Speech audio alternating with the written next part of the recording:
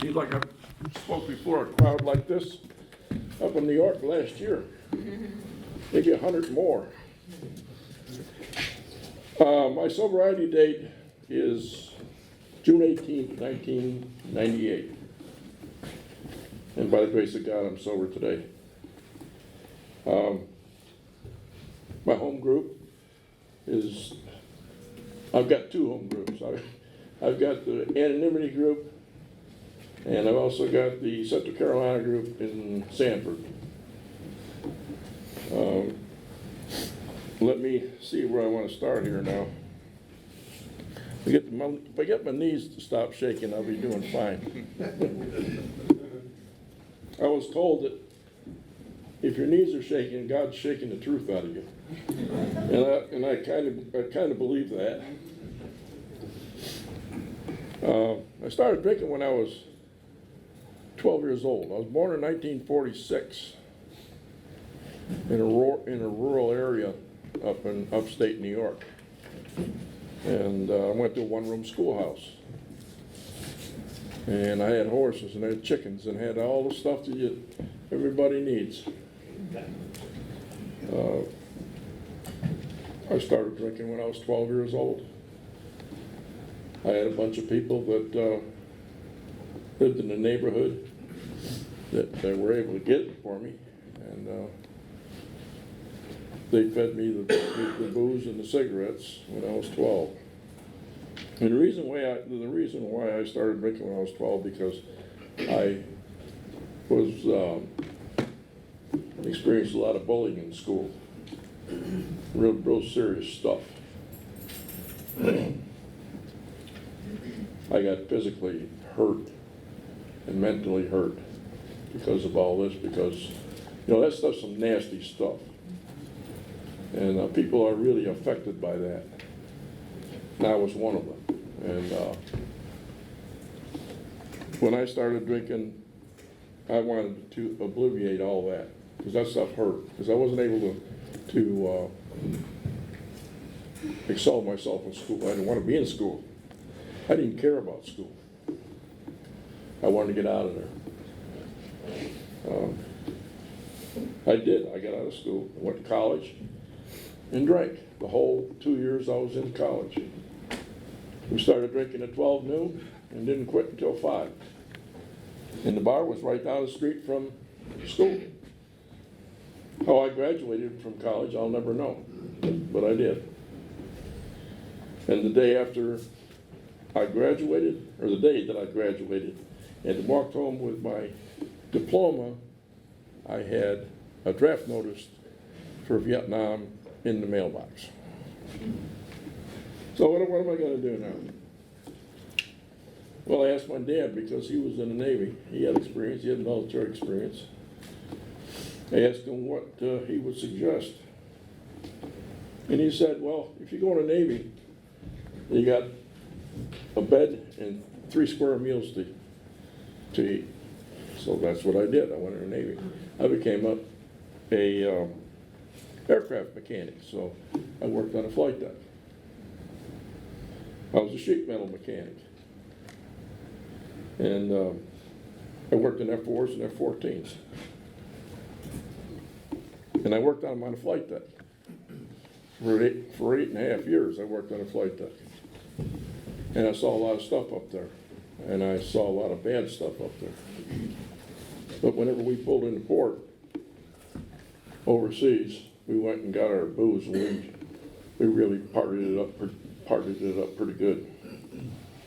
The Navy, especially on the aircraft carrier, is a hard life. And the reason I chose the Navy to get away from everything that I experienced when I was growing up. Those people were still living in my hometown. And by the way, there was 22 bars in my hometown for a population of 2,000. And somebody posted on Facebook the other night how many, started naming names of the bars that were in the town of Akron that I'm from. And we come up with about 22 or 23 different names. A lot of them had changed. A lot of people left town, but that's what there was. There was 22 bars in our town. We had the basic industry in town was the gypsum mines and farms. And my dad worked in the mines.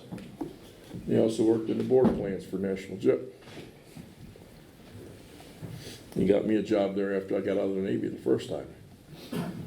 That first time I got out of the Navy, I carried on my heavy drinking from when I left the Navy at home.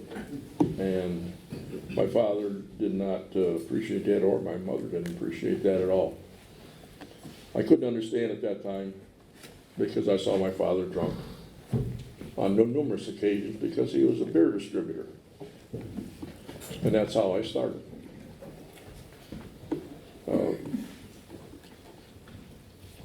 I really don't know why he was the way he was. He didn't tell me and my sister a lot of things about what was going on in his life or in the family life, or his family life. He had 13 brothers and sisters. And most of his brothers were in the service, and most of them were in the Navy. Anything from cooks to boiler tenders to whatever, they all were in the Navy.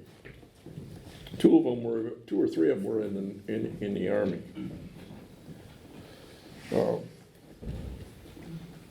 I got out of college, went in the Navy, and I had that long period there that I really did some heavy drinking, and I came across a warrant officer one day. He told me, he says, listen, he says, your drinking's getting a little bit out of hand.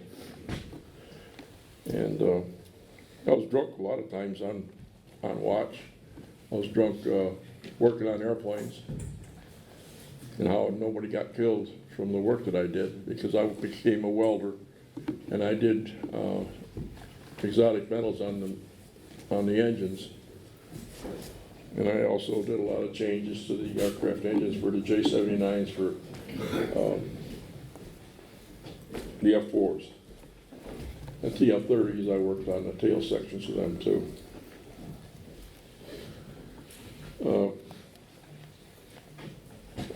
I left the Navy the first time. Went back out and started drinking again. Then I went back in the Navy again, and I stayed there for the rest of my duration and retired. And in that first 10 years, that warrant officer caught me and told me, he said I'd do something about my drinking. I started going to meetings. I started to listen to people. Not very good, but I listened. I went to meetings for 10 years, and then I built up one big resentment toward one group of people in that meeting, in my home group. And I didn't know what a resentment was. I don't know what a resentment is until just a few years ago. And I found out that this is a killer. And those resentments got me so mad at those people that I decided that I wasn't going to go anymore. I was going to stay sober myself because I did it for 10 years. Nobody helped me, they said. I thought nobody helped me to stay sober at all. They just dragged me to meetings, that's all. They went out of their way. They drove 20-some miles to pick me up and carry me to meetings, drunk and sober. And at the end of that tour, in my drinking episodes, when I quit drinking that time, I was hopeless. I couldn't stop drinking. That obsession had me so bad that I couldn't put it down. Somehow, I managed to put it down. I don't know how, but I did.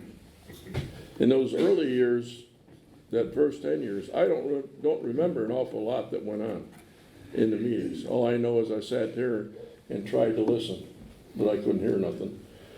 I was thinking about drinking again.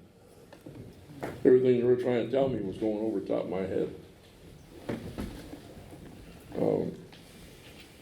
And the second time around,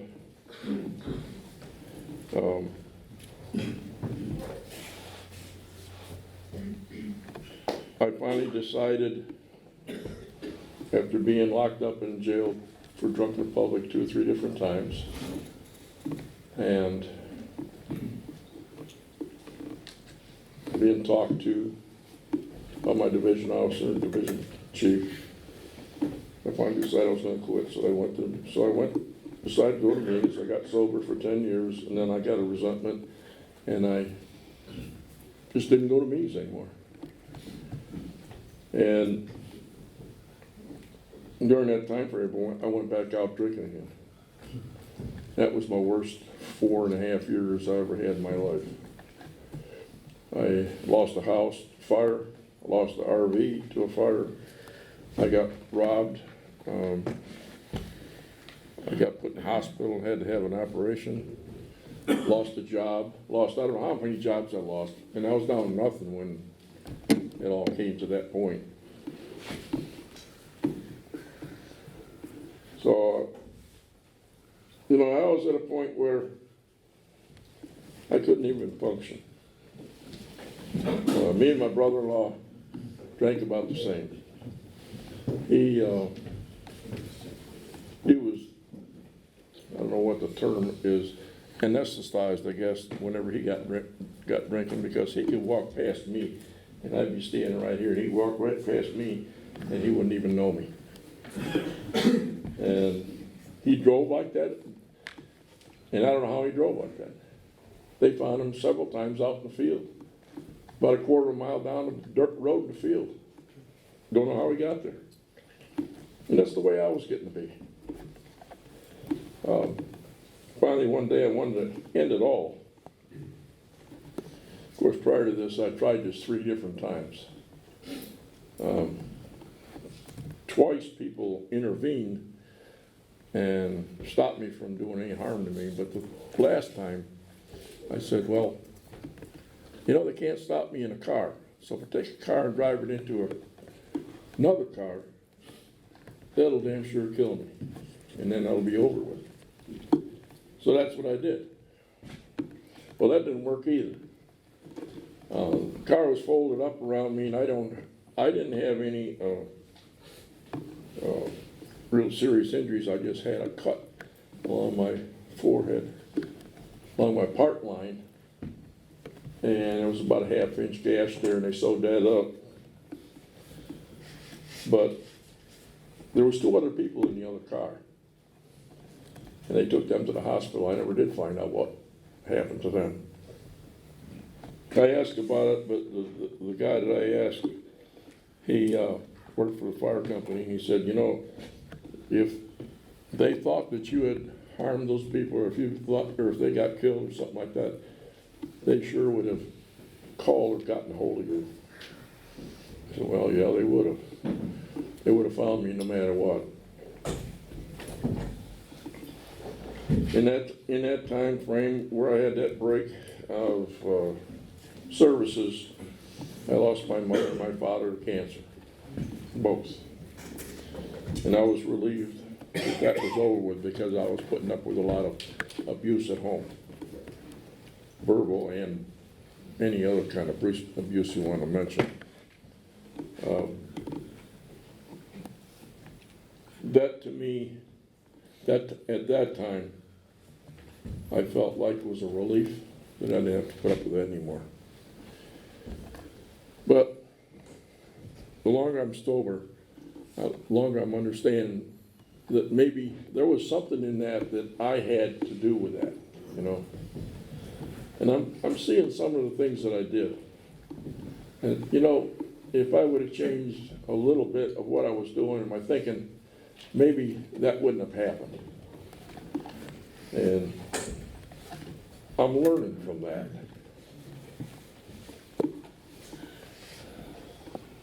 But when my brother-in-law came over there one night, I like I said, I drove a car into another car, and my speedometer was locked at 80, and his was locked at 60. So it would be like driving a car into a brick wall at 140 mile an hour. And I don't know how I got out of it. It took them an hour and a half to cut me out of the car. They took me to the hospital, sewed me up, and let me go home. But there was numerous occasions when I would go to the bar and get in a fight and come home, and my head would be swelled up. This whole side would be, my eyes would be closed. And that was because I thought I was Mr. Billy Badass, you know, when I get into a bar. And they showed me otherwise. But I can remember my brother-in-law taking me to the VA hospital, and I had what they called was drying out section up in the hospital. I didn't know what it was. I had a minister in town got me to bed the next day. I called him up that night, and I told him that I needed some help. And I was drunk, and the minister asked me if I could stay sober tonight. I said, well, I don't know about that. It says, I'll try to do what I can do. And he says, can you get to the VA hospital in Buffalo tomorrow morning at 8 o'clock? I said, oh yeah, I could try to get there. So I got my brother-in-law to take me to the hospital, dropped me off. Of course, on the way, we drank a six-pack in a case. A six-pack in a pint, rather, I'm sorry. And we were both drunk. But when I got into the administration section of the hospital, they asked me if I really wanted to go upstairs. And I said, yeah, I want to get this alcohol thing fixed. Are you sure? I said, yeah. They took breathalyzers 6 times. And I was waiting there in the waiting room there close to 2.5 hours. And every time I took a breathalyzer, nothing red. I couldn't understand that because I was drinking the day before all day and all night. And I drank a six-pack and a pint on the way to the hospital. But once they got me into their room up there, they locked the door. It was a steel door. I'll never forget this. As soon as they clinked that door, it was like I woke up. I said, what the hell am I doing in here? And everybody had brown pajamas, brown top, and brown hat, and brown socks, including me. They took everything away from me, everything I ever owned. But, you know, I didn't have any clothes or nothing, just those brown pajamas, that's it. And I was in there for 3 days, and I talked to psychiatrists, 3 different psychiatrists. And they asked me what happened, how come I'm back there drinking again, how come I got back in there again. And they asked me what I thought I needed to do. I said, I think I need to go back to AA meetings. So they let me out in 3 days, otherwise they were going to keep me for 28 days. And you know, that first night I got in there, I got on my knees by my bed and I said, I asked God, I said, can you get me out of here? If there's any way possible, get me out of here in 3 days because I cannot stand this place. And it was really dingy, dirty. I can't even describe what that place was like. And there was nuts running around in there, hollering and screaming all night long. They had fights in there up there. I didn't know what this place was until about 5 years. 5 years sober this last time. One guy told me that was a psychiatric ward in the VA hospital. And I was on a suicide watch. Because I couldn't go to the bathroom without somebody watching me. No matter what I did, I couldn't do anything without somebody watching me. I didn't understand that, but I found out later on. In this process of getting sober again the second time, you know, the first 5 years, the compulsion never left. it was hard for me to get rid of that compulsion. I mean, really hard. I can tell you in the summertime up there when farmers cut their hay, they cut alfalfa, and I could smell that alfalfa, and that smelling that alfalfa going down the road would drive me crazy. I'd want to go get a beer or get something to drink right away. I couldn't stand it. So a lot of times I had to drive around the field in another way, go to another road to get to a meeting.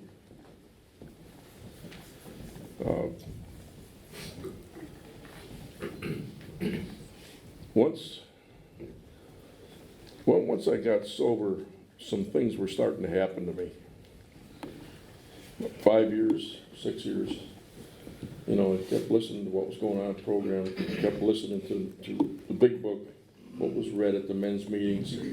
I developed some friends, and I couldn't hold a job at all. I had a bad reputation, and I was at a men's meeting one night. I asked about getting a job. And the guy asked me, he says, "Can you fill out an application?" I said, "Yeah." I said, "But I can't fill you out the information on there because it's too bad." I says, "I'm never going to get a job in a school." The way things were at that time, you know, they did a background check on you, especially in New York. And this guy says, "Well, just sign your name to it, give me the paperwork, and you'll get a call tomorrow morning." Sure enough, I got a call. I worked as a substitute janitor for about 3.5 years. And that's when I started learning humility. You know, because I was cleaning up children's bathrooms. That was the first time I ever done that. You know, and that's when I got down low enough to see what it was all about, and I accepted that for what I had to do, you know. That's when I started learning what life was all about. I enjoyed that job. Unfortunately, you know, the job went away. And they're cutbacks.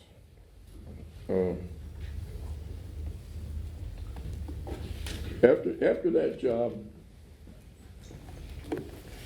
let's see, I had my own farm up there then too. I was growing vegetables and selling them alongside the road. I worked in a dairy farm along with that too, cleaning out stalls.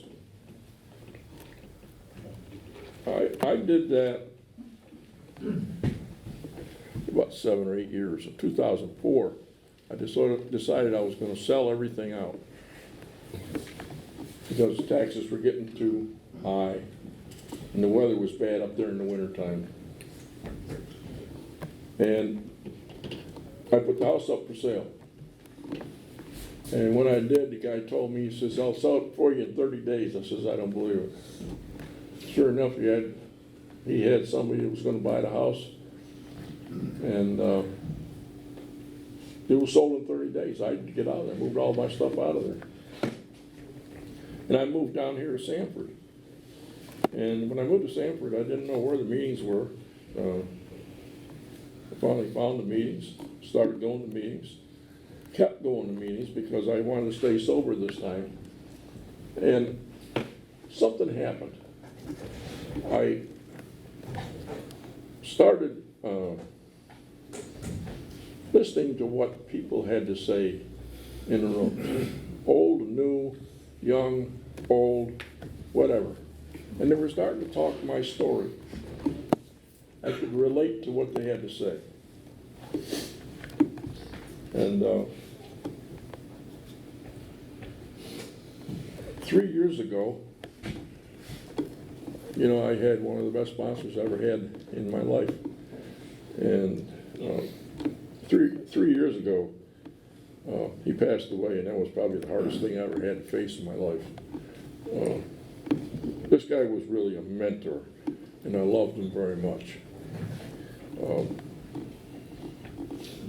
I was at the Central Carolina group one day. I don't know, must have had a look on my face or something, but Dave here asked me if I had seen anything of Bob. And I said, "Yeah, I think he's in the hospital," and that's all I said. And he asked me if I wanted to go see him. And I'm not very good at hospitals. I can't go into hospitals. I can't see people sick and dying. We went, and that was the greatest experience I could have ever had. And I was with him the last hours of his life. We actually had a meeting in the hospital with his wife, and that was awesome. Since then, I've been going back to meetings, and some of the things that happened to me since I've been sober are just unexplainable. How I sold my house in 30 days in a place where they don't move that fast. How I was able to move here by myself. How I was able to meet all the people that I met while I'm here. And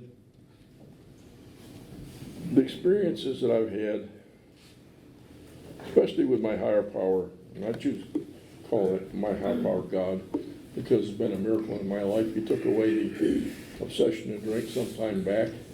I don't know when. All I remember is that I just didn't want to drink anymore. I've been involved in a lot of stuff at church. This will be my third year going back to church. Like I said, I spoke up in New York. After I'd done a fourth and fifth step with my sponsor in Havelock.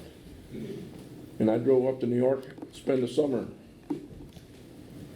And I went back to my old group that I used to go to quite often, and this young kid just like Charles, right? Chuck? CJ asked me to speak. I'm sorry, I'm bad at names. But this kid asked me to speak. And prior to going up there, Bill told me, listen, when you go up there, take a coat and a tie.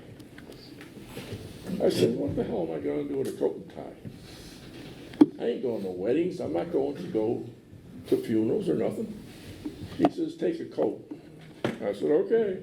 I threw it in the truck, and I got to that meeting,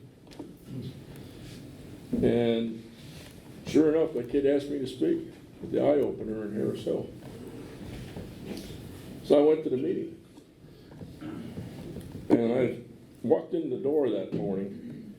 This will be the second or third time I've ever spoken in my life. And it was a room about 4 times the size of this one.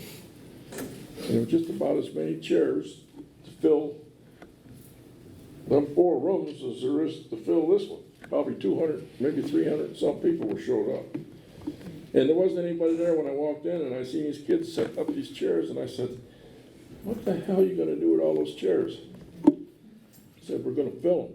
I said, oh, Jesus. This ought to be great. So I stopped, and I said, God, well, this is up to you. I said, well, if you want me to do this, I'll do the best I can do. That's all I can do. So I got through. Spoke. I don't know what I said. I don't know how I started. I know I was nervous as hell. I must have blacked out during that section of it or something. Afterwards, after I got done, there were 75 to 100 people in the reception line. They gave me the warmest reception that I've been to anywhere in my life. Anywhere.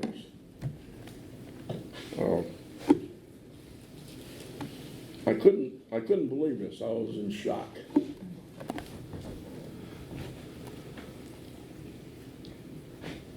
I wanted to thank God for that experience. And I said, I got to find a church someplace. Wherever the church is, whatever church it is, I don't care what church it is, just a church. I'm going to go in and get on my knees and thank God for this experience. Because I had been searching around all over for a church and where to go and what to do. And nothing ever felt good in my heart. And I went back to where I had my RV. I was staying in an RV park up there. I was going back to my RV, and I don't know, I was just driving, just like, didn't know where I was going. Didn't even know how to get to where I wanted to go. I was just in a daze, so high from that, from experience, that I drove into the church that I was born and raised in. And I went inside, and I went to Mass. There was a new young priest there. And when we got done with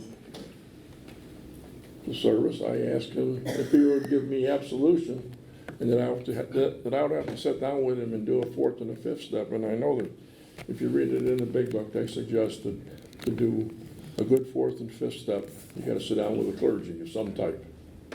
Now, some people don't do that, that's fine. But I chose to use the priest. And when I got done speaking with him in the confessional for about an hour and a half, I dumped everything on him, everything. There was nothing to be left to even think about. He told me that when I walked out of that church, that I would feel like a new person, different person. And sure enough, as soon as I stepped out, I was about this high off the ground. Because I knew that in my heart, that all this stuff that I had done to other people and everything I'd ever done, I'd already been forgiven for. And it was clean slate. And all I had to do was just maintain that clean slate. And that was going to be real easy for me. And I couldn't believe it. So I went back to church there the next weekend because he was going to be taken over, so the bishop came out, had a little ceremony there, and they had a picnic in the whole 9 yards. So they invited me to that, And the bishop did the Mass, and on the way out, I told him, I says, you got a good guy there. I would hang on to him. He says, well, thanks for telling me. Because I could tell that this guy was straight up from our conversation. Last summer, I was home. Went to a restaurant, they had something to eat. And the waitress that waited on me worked in the church business office. And we were talking about Father Baker. And she said, oh, by the way, did you know that he was an exorcist? I said, what? He said, yeah, he's an exorcist. So that's quite the experience, Where could I have ever done that? Only through the program of Alcoholics Anonymous. Maybe that's why I feel the way I feel, I do know that everybody's got their own thing. They've got to find their own God. They got to find their own way of getting around. They got to believe in whatever they find. I believe in my God. And consequently, since then, I was asked to be a member of the Knights of Columbus at our church. And I thought that was pretty cool. That's a pretty prestigious position to be in. And for somebody to ask me to be that, I was honored. For a drunk like me, who couldn't stop drinking.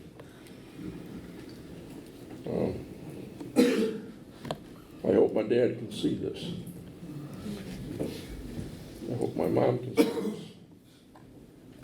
I hope my aunt can see this. Because she prayed every day for me.